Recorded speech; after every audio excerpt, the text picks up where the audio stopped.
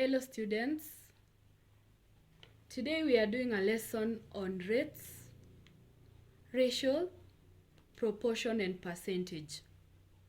It's a Form 1 topic in mathematics and I hope you'll enjoy the lesson. Now I'm going direct to proportion, whereby we have two types of proportion: direct proportion and inverse proportion. Now, when buying items like pens and the number of pens increases with the increase in the total cost, the number of pens is said to be directly proportional to the total cost. Now, if we have such quantities whereby an increase in one leads to an increase in the other, for example, two quantities A and B, whereby as A increases, also B increases, then we say the two quantities are in a direct proportion. Now, inverse proportion is the opposite of direct proportion, in that an increase in one quantity leads to a decrease in the other quantity.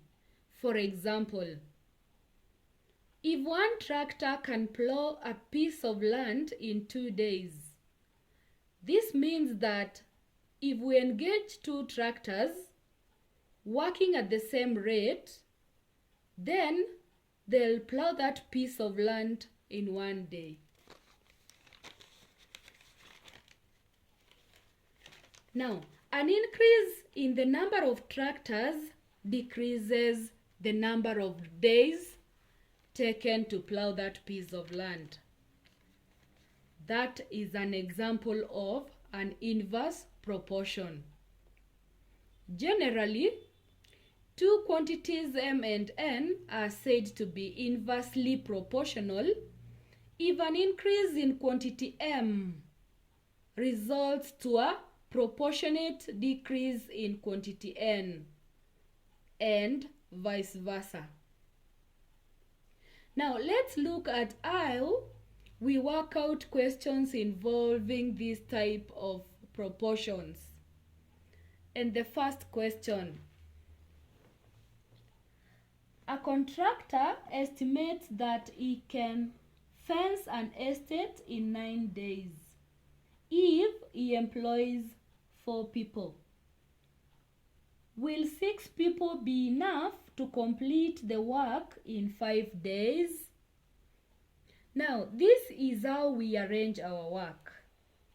The information we have is that the contractor estimates that he can fence that estate in 9 days, and if he employs only 4 people. So, let us arrange our work like this. The number of people and the number of days they are going to take to complete that piece of work. So, 4 people take 9 days to complete that piece of work. We are asked, will 6 people be enough to complete the piece of work in 5 days? So it's like saying 6 people will take how long? Now it is important to start by reducing our number of people to 1. So ignore the 6 and go back to the first information, that is 4 people working for 9 days. So if this amount of work was to be done by one person, how many days would he take? So he is going to take these 9 days, which were supposed to be covered by 4 people, times the amount of work done by the 4 people. So one person is going to take 9 times 4 days. Then now we increase the number of people to 6. If this is the amount of work to be done by one person,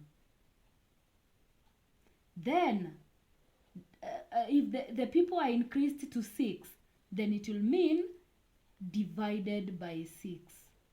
It will mean the amount of work that was to, the number of days that were to be taken by one person divided by 6 people. So this will give us by 2, 3, by 3, 2, by 3, 3, by 2, 1, by 2, 2. And these 6 people are going to take 6 days to complete that amount of work. Therefore, the question which was, will 6 people be enough to complete the work in 5 days? It will be a no. No. Because from calculations, we realize that 6 people are going to take 6 days and not 5 days. Now, question number 2. A group of 32 girls finished a piece of work in 10 days. How many extra girls are required to complete the same work in 8 days? So, let's arrange our work the same way we arranged in the first question, whereby we shall say 2 girls finished the work in 10 days. So, I want to arrange the work like this. Number of days, and girls. Now, 32 girls finished the piece of work in 10 days. How many extra girls are needed to complete the same work in 8 days? 8 days will mean how many girls?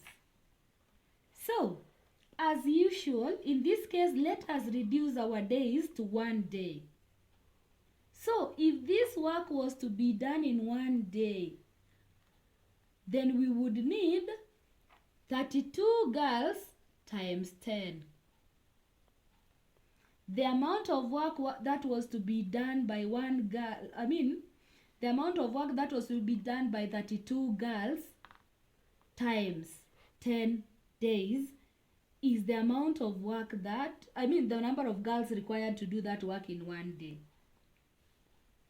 So, when we go to 8 days, we have increased the number of days.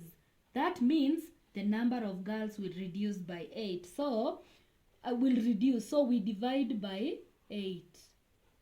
And this is going to be by 8, 1, by 8, 4. So, we shall need 40 girls to do that piece of work in 8 days. Now, the question is, how many extra girls are needed to complete the same work in 8 days? So, if we need 40 girls, and initially we add 32 girls, so the extra number of girls required will be 8. So, we shall need 8 extra girls to complete this piece of work in 8 days. Now, another question here. Water in a plastic rectangular tank is leaking at a rate of 2 centimeters cubed per second. Find part A. The volume of water that leaks from the tank every hour. So, this is very easy. We shall come and say, in 1 second, the amount of water that leaks is 2 centimeters cubed. Now, how much water will leak every hour? Now, an hour has 3600 seconds. 60 times 60. So, it's like saying that 600 seconds is equals to what volume? What volume will have leaked in 36 and 3,600 seconds. So cross multiply this. We have 2 times 3,600 seconds divided by 1 second. This is going to be equal to 7,200 centimeters cubed. So that is the answer to part 1. That is the volume of water that leaks from that tank in 1 hour. Now, part B of the question says, the time to the nearest minute it will take the leakage to fill a cylindrical container of radius 22 centimeters and height 35 centimeters. Now, this means that we first have to calculate the volume of this cylindrical container, and the formula for finding the volume of a cylinder is pi r squared h. Now, we have been told to use our pi as 3.142. So, we shall say 3.142 times, our radius is 22 centimeters, so times 22 times 22 times the height of our cylindrical container, which is 35 centimeters. So it's important to check whether our units are all in centimeters. Yes, centimeters. So our answer is also going to be in centimeters cubed.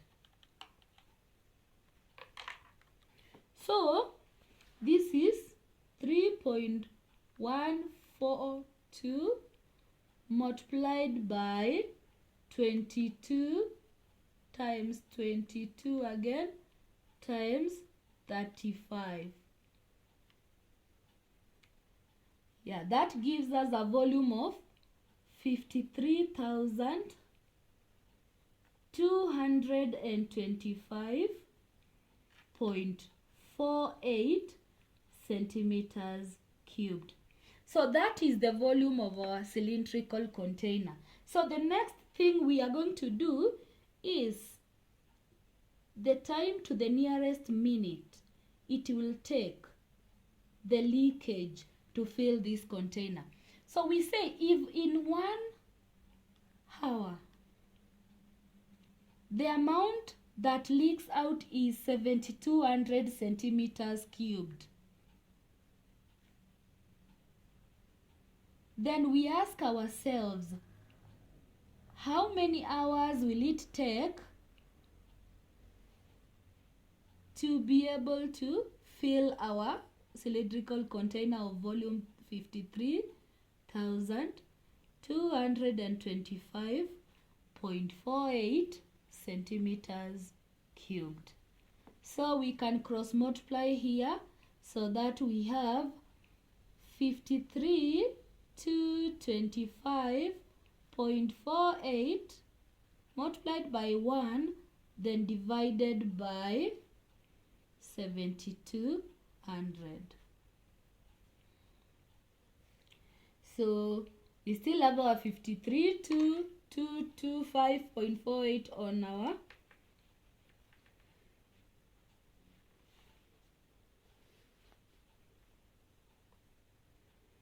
divided by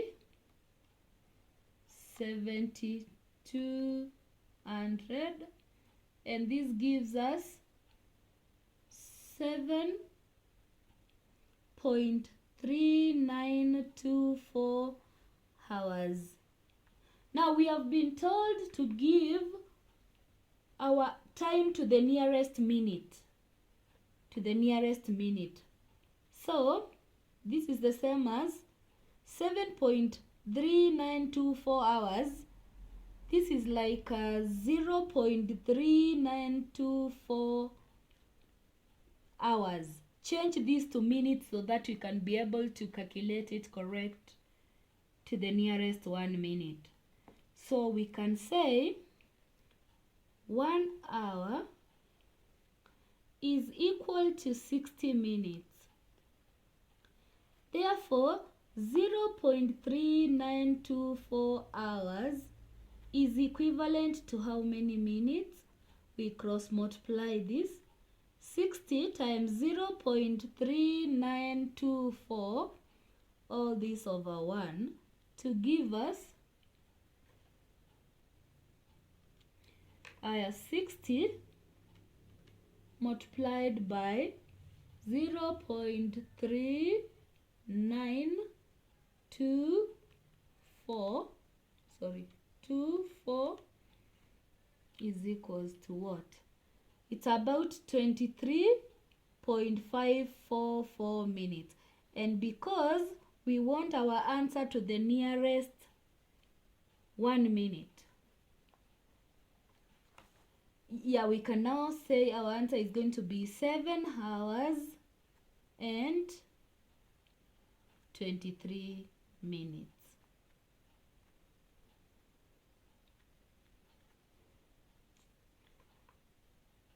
Yeah, 7 hours, 23 minutes.